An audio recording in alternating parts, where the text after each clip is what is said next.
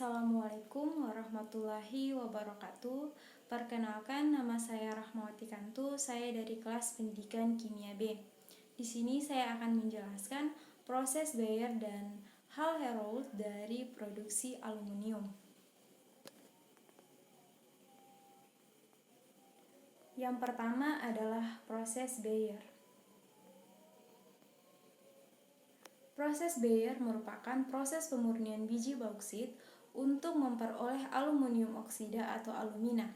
Biji bauksit mengandung 50-60% Al2O3 yang bercampur dengan zat-zat pengotor terutama Fe2O3 dan SiO2.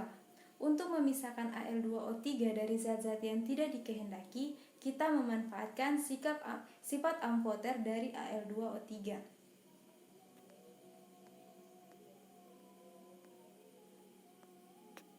Tahapan dalam proses Bayer yang pertama adalah biji bauksit diambil dari tambang. Kemudian biji bauksit tersebut dihancurkan atau dihaluskan secara mekanik. Kemudian yang ketiga, impurities atau pengotor dihilangkan dengan cara memanaskan serbuk bauksit dalam udara sehingga logam-logam lain teroksidasi. Misalnya besi teroksidasi menjadi Fe2O3.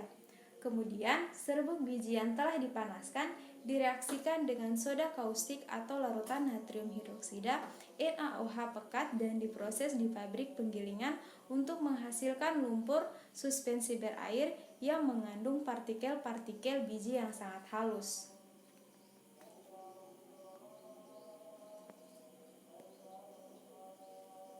Kemudian yang kelima adalah suspensi berair tadi dipompa ke digester, yaitu sebuah tangki yang berfungsi seperti panci presto. Larutan ini diproses pada suhu dan tekanan yang tinggi untuk melarutkan alumina dalam biji. Larutan dipanaskan sampai 230 hingga 520 derajat Fahrenheit atau 110 sampai 270 derajat Celcius dan dengan tekanan 50 lb dalam 2-340 kPa. Kondisi ini dilakukan selama sekitar setengah jam atau hingga beberapa jam. Pada prosesnya, penambahan NaOH dilakukan untuk memastikan bahwa seluruh senyawa aluminium yang terkandung telah larut. Proses ini akan memisahkan biji dari kotoran yang tidak larut seperti senyawa silika, besi, dan titanium. Yang keenam adalah larutan panas dilewatkan melalui serangkaian tangki. Kemudian larutan dipompa ke dalam tangki pengendapan. Larutan SiO32 dan AlOH4 akan ditampung. Ketika suspensi berair berada di dalam tangki ini, pengotor yang tidak larut dalam NaOH akan mengendap di bagian bawah tangki. Residu disebut red mud atau lumpur merah yang terakumulasi di dasar tangki terdiri dari pasir halus, oksida besi, dan oksida dari unsur lain seperti titanium. Al2O3 dan SiO2 akan larut, sedangkan Fe2O3 dan pengotor lainnya tidak larut atau mengendap. Seperti pada reaksi Al2O3 ditambah 2OH- ditambah 3H2O akan menghasilkan 2AlOH 4 kali min. Kemudian SiO2 ditambah 2OH- menghasilkan SiO3 2- ditambah H2O. Kemudian setelah pengotor telah diendapkan, masih ada larutan yang tersisa atau filtrat yang kemudian dipompa melalui serangkaian filter atau penyaring. Setiap partikel-partikel halus dari pengotor yang masih ada dalam larutan juga akan tersaring. Kemudian larutan yang telah disaring akan dipompa melalui serangkaian tangki pengendapan. Nah, larutan itu kemudian direaksikan dengan asam encer, yaitu larutan HCl. Ion silikat tetap larut, sedangkan ion aluminat akan diendapkan sebagai AlOH3. Kemudian AlO2- ditambah H+ itu menghasilkan AlOH3 kali, atau dengan cara dialirkan CO2 ke dalam larutan tersebut sehingga ion aluminat akan diendapkan sebagai AlOH3 kali. Reaksinya AlO2- ditambah CO2 menghasilkan AlOH3 kali. Yang ke-11, endapan kristal atau AlOH3 itu mengendap di bagian bawah tangki, sedangkan SiO3 2- itu tetap larut. Kemudian endapan AlOH3 disaring dan diambil. Nah, setelah dicuci, endapan AlOH3 dipindahkan ke pengering untuk dilakukan proses kalsinasi atau pemanasan untuk melepaskan molekul air yang secara kimiawi terikat pada molekul alumina. Suhu 2000 derajat Fahrenheit atau 1100 derajat Celcius akan mendorong lepasnya molekul air, sehingga hanya tinggal kristal alumina anhidrat. Setelah meninggalkan tungku pengering, itu kristal akan melewati pendingin. Nah, setelah itu maka terbentuklah serbuk Al2O3 murni atau korundum. Reaksinya 2AlOH3 menghasilkan Al2O3 ditambah 3H2O. Selanjutnya adalah proses Hall-Héroult. Proses Hall-Héroult merupakan proses peleburan aluminium oksida untuk menghasilkan aluminium murni.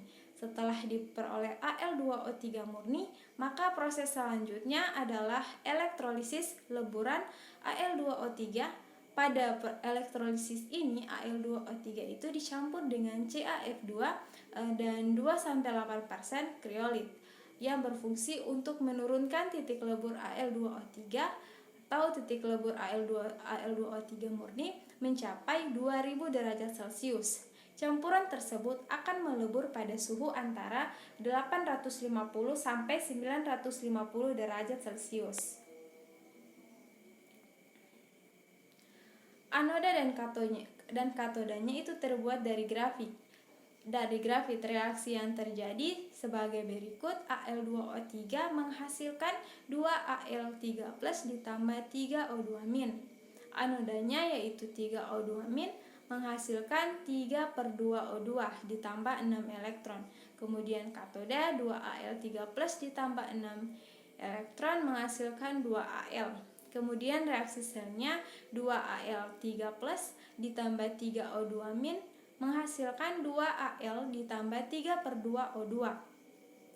Peleburan alumina menjadi aluminium logam terjadi di dalam tong baja yang disebut pot reduksi atau sel elektrolisis. Bagian bawah pot dilapisi dengan karbon yang bertindak sebagai suatu elektroda atau konduktor arus listrik dari sistem. Secara umum, pada proses ini, leburan alumina dielektrolisis di mana lelehan tersebut dicampur dengan lelehan elektrolit, kriolit, dan CaF2 di dalam pot, di mana pada saat pot tersebut terikat serangkaian batang karbon di bagian atas pot sebagai katoda.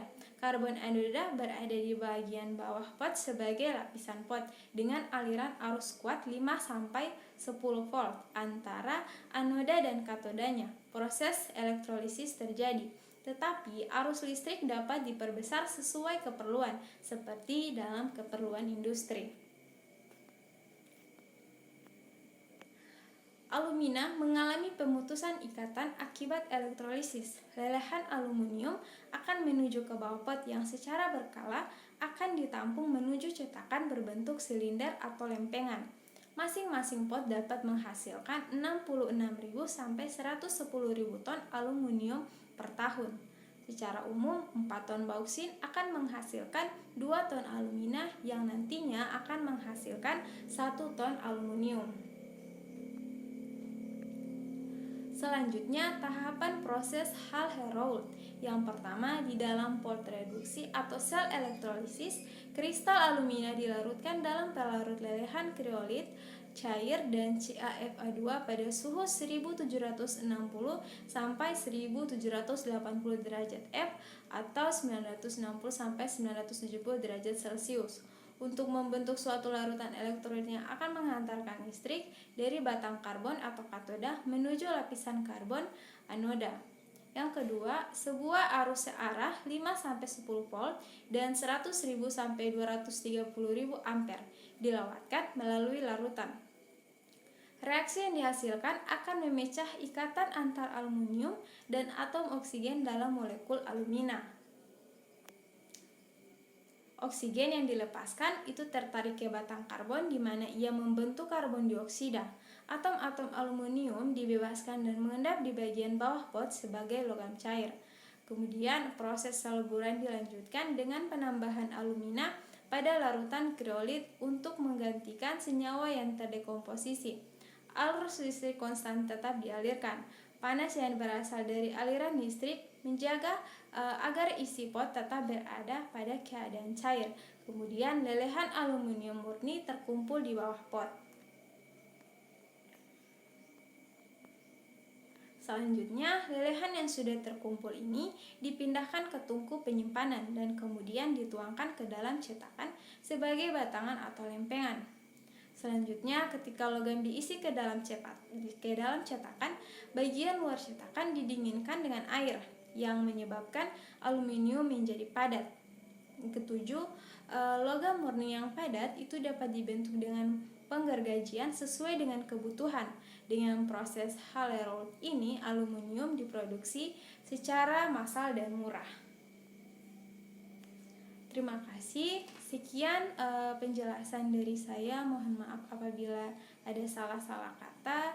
Wabillahi taufiq wal hidayah. Wassalamualaikum warahmatullahi wabarakatuh.